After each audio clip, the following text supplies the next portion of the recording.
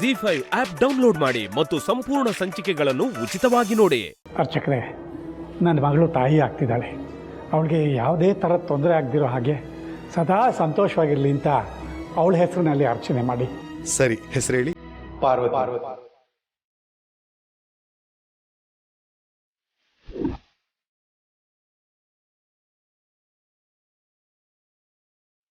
ಅಪ್ಪರೇ, ನೀವು ಪಾರ್ವತಿ ಹೆಸರನ್ನ?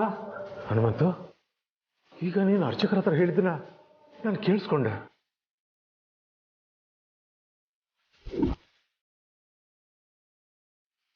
ನನ್ನ ತಾಯಿ ಆಗ್ತಾರೋ ವಿಚಾರ ಅರಸನ್ ಕೋಟೆಯಲ್ಲಿ ಅತ್ತೆಮ್ಮಂಗಾಗ್ಲಿ ಮಾವಂಗಾಗ್ಲಿ ಇಲ್ಲ ಬೇರೆ ಯಾರಿಗಾದ್ರೂ ಆಗ್ಲಿ ಗೊತ್ತಾಗ್ಬಾರ್ದು. ಹಾಗಂತ ಮಾತು ಕೊಡು.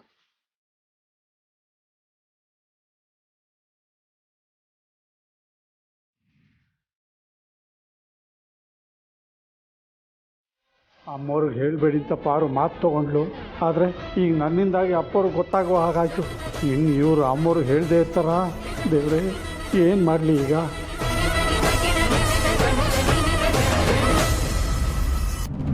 ಈ ಸಮಯದಲ್ಲಿ ನನ್ನ ಮಗಳಿಗೆ ಯಾವ ಚಿಂತೆನೂ ಕಾಡಬಾರ್ದು.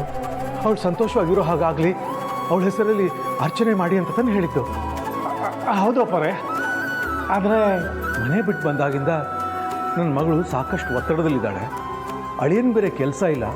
ಹೀಗಿರುವಾಗ ಮುಂದಿನ ಜೀವನ ಹೇಗೆ ಅನ್ನೋ ಚಿಂತೆ ನನ್ನ ಮಗಳಿಗೆ ಕಾಡಬಾರ್ದು. ಅವಳು ಯಾವಾಗಲೂ ಸುಖವಾಗಿರಬೇಕು ಅಂತ ತಾನೇ ನೀನು ಬೇಡ್ಕೊಂಡಿತ್ತು. ಹಾಂ, ಹೌದು ಅಪ್ಪರೇ. ನಾನು ಕೂಡ ಜನನಿ ಹೆಸರಲ್ಲಿ ಪೂಜೆ ಕೊಟ್ಟಿದ್ದೆ. ಪ್ರಸಾದ ಇಸ್ಕೊಂಡು ಹೋಗೋಣ ಅಂತ ಬಂದೆ.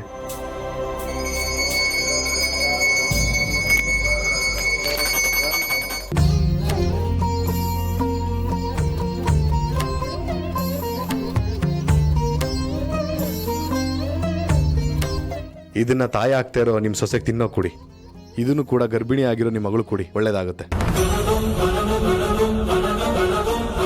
ಹನುಮಂತು, ಏನು ಹೇಳಿದ್ರು ಅರ್ಚಕರು? ಗರ್ಭಿಣಿ ಆಗಿರೋ ನಿಮ್ಮ ಮಗಳು ಅಂದ್ರೆ ಪಾರ್ವತಿನ? ಅಲ್ಲ ಅಪ್ಪರೇ, ಜನನಿ ಗರ್ಭಿಣಿ ಅಲ್ವಾ, ಅವಳು ನನ್ನ ಮಗಳಿದ್ದಂಗೆ ಅಲ್ವಾ. ಅದಕ್ಕೆ ಈ ಪ್ರಸಾದನ ಅವಳು ಕೊಡು ಅಂತ ಕೊಟ್ಟಿದ್ದಾರೆ ಅಷ್ಟೇ ಅರ್ಚಕರು. ಇಲ್ಲ ಹನುಮಂತು, ನನ್ನಿಂದ ಏನೋ ಮುಚ್ಚಿಡ್ತಾ ಇದೆಯಾ ನೀನು? ಇಲ್ಲ ಹನುಮಂತು, ನಿನ್ನ ಅರ್ಚನೆ ಮಾಡಿಸಿದ್ದು ಜನನಿ ಹೆಸರಲ್ಲ, ಪಾರ್ವತಿ ಹೆಸರಲ್ಲಿ. ಅರ್ಚಕರು ಪ್ರಸಾದ ಕೊಟ್ಟಿದ್ದು ಪಾರ್ವತಿ ಹೆಸರಲ್ಲಿ ತಾನೆ?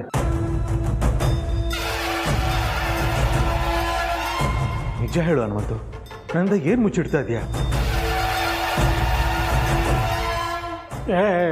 ನಾನೇನು ಮುಚ್ಚಿಡ್ಲಿ ಅಪ್ಪರೇ, ಏನೂ ಇಲ್ಲ. ಮತ್ತೆ ಪಾರ್ವತಿ ಹೆಸರಲ್ಲಿ ಯಾಕೆ ಅರ್ಚನೆ ಮಾಡಿಸ್ದೆ? ಅವಳು ಒಳ್ಳೇದಾಗ್ಲಿ ಅಂತ. ಮತ್ತೆ ತಾಯಿ ಆಗ್ತಿರೋದು ಯಾರು? ಜನನಿ ಇವರು. ಹಾಗಾದ್ರೆ ಪಾರ್ವತಿ? ನನ್ನ ಮೇಲೆ ಆಣೆ, ನಿಜ ಹೇಳು. ತಾಯಿ ಸನ್ನಿಧಿಯಲ್ಲಿ ನಿಂತಿದೀಯ ನೀನು, ಸುಳ್ಳು ಹೇಳ್ಬೇಡ.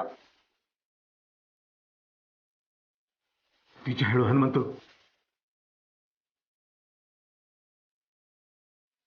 ಹೇಳು.